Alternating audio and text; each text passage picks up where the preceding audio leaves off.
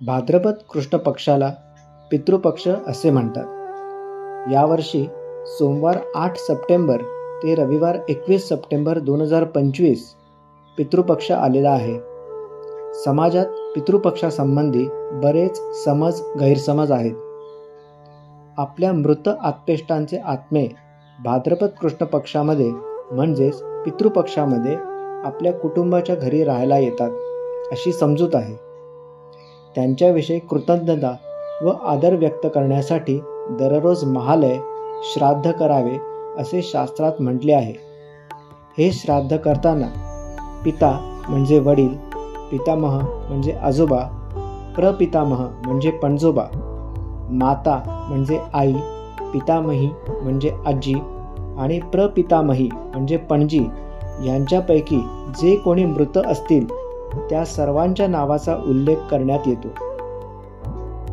जर योग्य तिथीवर महालय श्राद्ध करणे शक्य झाले नाही तर सूर्य वृश्चिक राशीला जाईपर्यंत कोणत्याही तिथीला ते केले तरी चालते असेही सांगण्यात आले आहे.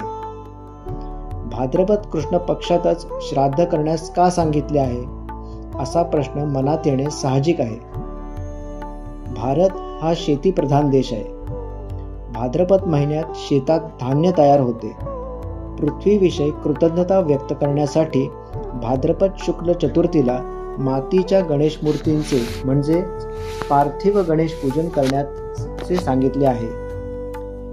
पितृपक्षाविषयी समाजात अनेक समज गैरसमज आढळतात. पितृपक्ष हा वाईट आहे, पितृपक्ष अशुभ आहे, पण त्यात तथ्य नसते. हे सर्व गैरसमज असतात. पितृपक्ष हा वाईट नसतो, तसेच तो अशुभही नसतो. तुम्हीच विचार करा की भाद्रपद कृष्ण पक्षात म्हणजे पितृपक्षात जर आपल्या पूर्वजांचे आत्मे आपल्या घरात राहायला येणार असतील तर ते वाईट कसे असू शकेल?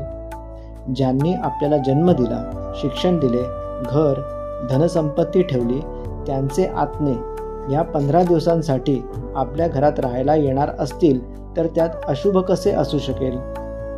उलट आपल्या चांगल्या कामांना व परिस्थितींना पाहून त्या आत्म्यांना आनंद व समाधानच वाटेल ना. उलट त्यांचा आशीर्वाद व शुभेच्छा आपल्या प्रत्येक कामाला मिळतील, हो की नाही? पण जर आपले पूर्वज जिवंत असताना आपण त्यांचे हाल केले असतील तर मग मात्र आपणास पूर्वजांच्या आत्म्याची भीती वाटणे साहजिक आहे. परंतु 99.99% तरी तसे नसते.